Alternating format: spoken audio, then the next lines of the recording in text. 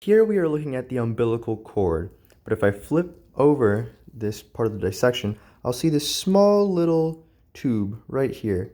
That will be the umbilical vein.